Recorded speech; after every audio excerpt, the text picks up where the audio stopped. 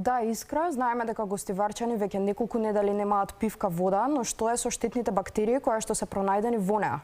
Ризиците по здравјето на граѓаните кои што веќе пиеле контаминираната вода ќе ни ги открие инфектологот Вело Марковски.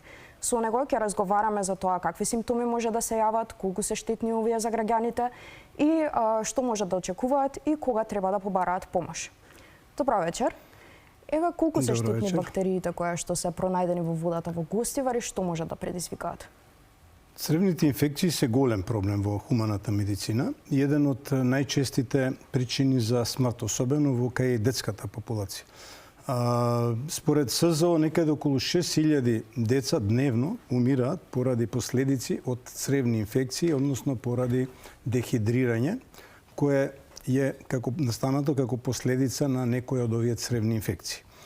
Оваа епидемија што ни се случи во Гостивар, да не зборуваме за абсурдите, нели, зошто е настаната, меѓутоа откривањето на вакви колиформни бактерии во водата може да биде многу сериозно и оваа епидемија не треба да ја потцениме. Во однос на симптомите веќе ги знаеме, значи првите гадења, болки во стомак, полесни симптоми може да завршат и само со некаква нелагодност.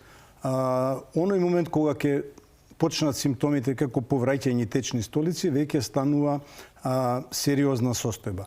Цревните инфекции може да бидат и ургентна состојба, особено кај малите деца, кои поради малата тежина, телесна тежина, нели во проценти се треба да се израчуна 10%, да речеме, од едно дете од 6 кила или од 10 кила е само 600 грама и тоа е всушност 2 столици или 2 повраќања. Значи, особено треба да се внимава кај тие деца кога ќе дојдат вакви симптоми веднаш да се оди на лекар.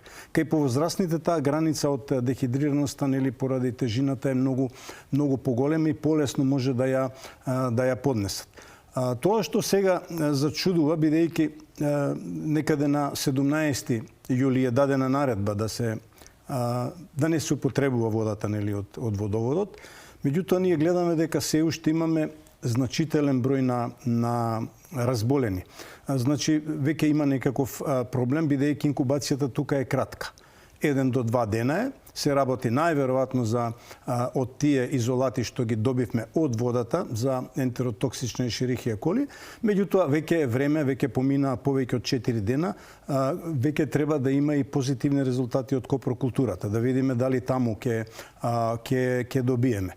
Значи, ако се почитуваат сите овие мерки, епидемијата би требало нагло да прекине, бидејќи овие цревни инфекции имаат кратка инкубација, траја 2 до 3 дена и со правилно лекување, односно рехидрирање, инаку нема потреба, односно од некаква каузална терапија, може да се даваат пробиотици, еубиотици, рехидрирање, правилен режим на исхрана, односно диета и пациентите ќе оздрават. Значи, не се очекува да имаат последици понатаму.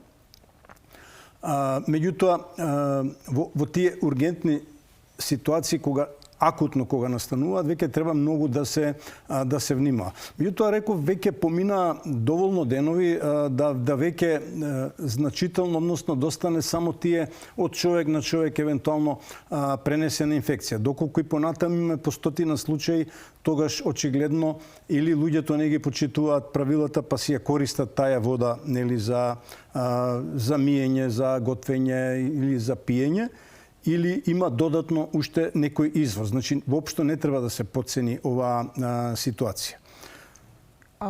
Дали има некои бактерии кои што подоцна може да јават симптоми, еве, кога треба на што треба граѓаните најмногу да обрнат внимание и кога да побараат помош? Значи, во оваа фаза сега се тие акутни симптоми. Тоа што сега треба особено да се внимава, евентуално појава на покрај овие колиформни бактерии, значи појава на салмонелози. Особено можно е да имаме тифус абдоминали, значи во следниве 2 до 3 недели да се внимава на секој пациент кој ќе дигне температура. Значи, можно е и таква една состојба, тоа веќе би било сериозна состојба, тоа е сериозна болест. Мали се шансите, меѓутоа не смее да се занемари, мора да се внимава најверојатно тука покрај овие колиформни бактерии, сигурно има и шигела и салмонела, најверојатно колку од луѓето ќе се разболат ќе видиме. Значи, по мене најсериозната опасност е појавата на тифус абдоминалис во една ваква, рековме, абсурдна состојба, и тоа што особено треба здравствените власти да внимаваат, се работи за фекорална инфекција, каде што може лесно да се пренесе и хепатит А. Особено кај помалата популација, значи во негде период инкубација од 15 до 45 дена, средно 30 дена, мора да се внимава и дали од овај фактички мешање на канализација со вода за пиење, евентуално да ни се јави и хепатит А. По мене тие се двете најсериозни. Хепатит А е многу пореално да ни се јави како епидемија, како последица, и тоа што исто така понатаму треба многу да се внимава, тоа сигурно го знаат колегите епидемиолози. Во овие неколку илјади луѓе сигурно има луѓе кои работат со храна, и кај нив треба долго да се внимава да не останала некој од овие бактерии како клицоносител, па да ја понатаму пренесува во тек на процесот, дали се работи за готвачи, келнери и така натаму, или друг начин на припрема на храна.